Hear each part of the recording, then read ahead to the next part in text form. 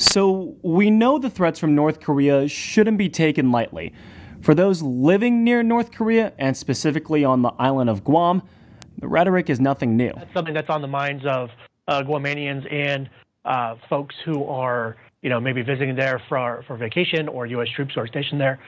Families of U.S. troops also live on the island. So this is already something that, Guamanians have lived with for a long time. This is not the first time that North Korea has pointed to it as a threat, but, this is the first time it's kind of been brought into the discussion after, the series of tests by the U.S. military and the North Koreans. South Koreans have been looking over their shoulders for decades. Seoul, the nation's capital city and population center, is within striking distance of the North's artillery.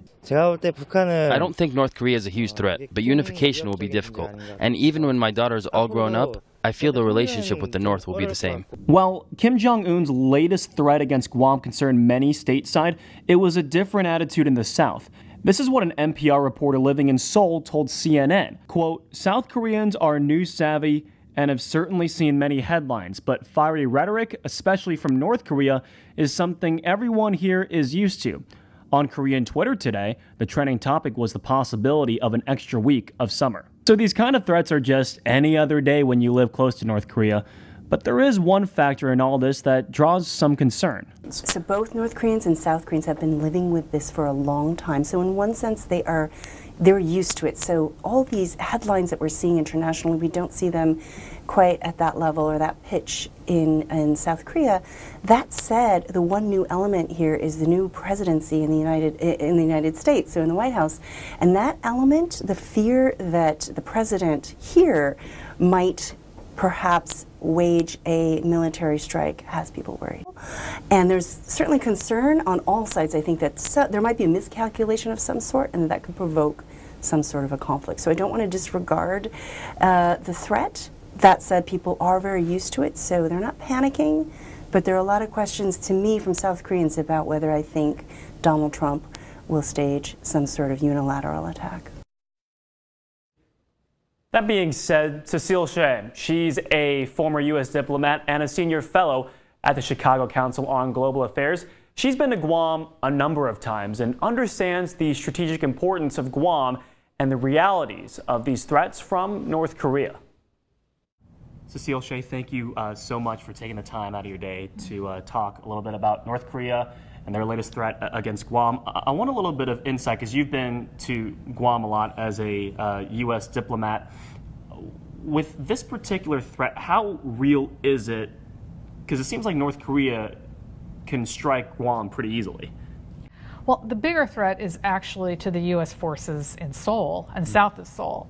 The reason that North Korea has mentioned Guam in this case is because when North Korea, and it does not yet have missiles that could accurately reach Guam, but when North Korea's missile program reaches a point where it can really adequately and accurately focus its missiles, Guam will be the closest U.S. territorial target. So that's why he mentioned Guam today. That's a really interesting point you just made, because there's still a little skepticism about the reliability of North Korea's missile in their arsenal to attack a place like Guam?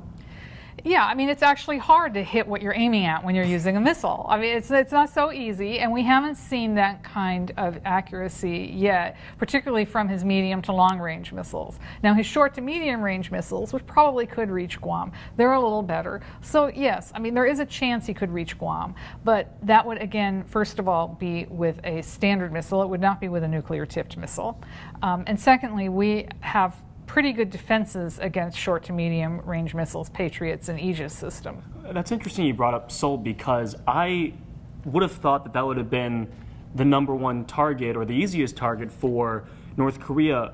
Is this more of a show of intention by North Korea rather than an actual threat that they really want to follow through on? The threat about Guam seemed to be an answer to President Trump's, I think, very ill-advised tweets of yesterday. It's almost like two kids on a playground taunting each other. President Trump threatens to destroy North Korea with a rain of fire. North Korea answers with, well, we can destroy Guam with our missiles.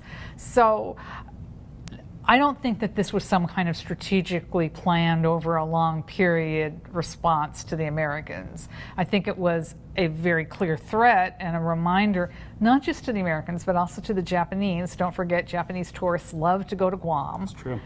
That Guam is a target and is the nearest point to North Korea in terms of being reachable by missiles.